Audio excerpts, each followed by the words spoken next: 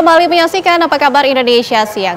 Pemirsa, beberapa waktu lalu viral sejumlah orang di Terminal Pasar Jumat yang sedang merekam pramugari bus antar kota antar provinsi. Video itu membuat marah sebagian kalangan yang menganggap perbuatan merekam pramugari bus adalah bentuk pelecehan. Terlihat sejumlah pria yang mengelilingi sebuah bus PO kencana sambil merekam video menggunakan ponsel masing-masing. Rupa-rupanya dalam bus duduk seorang pramugari bus yang terlihat risih karena direkam begitu banyak pria, sementara pramugari tersebut sendirian. Video ini pun tersebar cepat di media sosial dan mengundang keprihatinan warganet. Warganet menganggap para pria yang merekam video maupun memotret pramugari itu sebagai bentuk pelecehan terhadap perempuan. Pramugari tersebut memang terlihat cantik, namun bukan berarti hak privasinya boleh dilarang begitu saja. Seruan untuk perlindungan para pramugari bus pun menggema di beragam platform media sosial.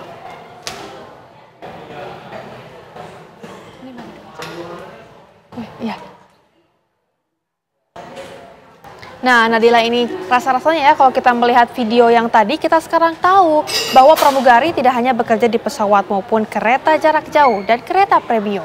Nah, ternyata ada juga kehadiran pramugari yang melayani penumpang bus-bus premium, terutama bus tipe sleeper yang akhir-akhir ini banyak digemari para pelanggan bus antar kota antar provinsi. Lalu seperti apa sih kerja pramugari di bus-bus antar kota antar provinsi premium? Kita simak laporan dari Yohanes Leonardo dan juga juru kamera Teddy Suhendi. Pemirsa, pernah terpikirkan gak sih kalau bis-bis itu selalu identik dengan perjalanan yang suntuk dan juga membosankan?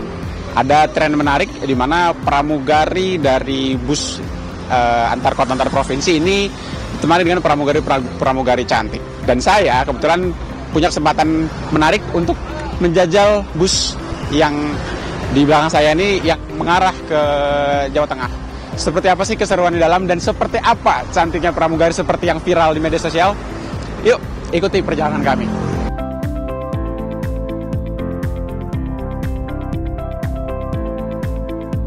Bus-bus akap kini banyak yang sudah naik kelas. Tak lagi disambut kernet, penumpang bus akap premium bakal disambut pramugari dengan senyum ramah mereka. Di tengah perjalanan, mereka juga bakal melayani para penumpang dengan membagikan paket snack atau makanan gratis, serta menawarkan beragam menu makanan yang bisa dipilih penumpang saat bus berhenti di rest area nantinya. Penumpang yang belum terbiasa naik bus premium juga bisa bertanya-tanya pada pramugari bus tentang fasilitas dalam bus yang bisa digunakan selama perjalanan. Pemirsa, dengan kapasitas 40 kursi, bis ini akan mengantarkan para penumpang dari Jakarta hingga ke Jawa Tengah, tepatnya di Jepara dan juga berhenti di beberapa kota lain yang ada di Jawa Tengah. Dan saya kebetulan dapat kursi untuk tipe sleeper yang ada di lantai di bawah. Kurang lebih ukurannya ya cukup untuk saya yang posturnya 170 cm, kakinya nyaman, ada bantal, dan nanti akan dipandu dan dilayani oleh pramugari yang katanya cantik.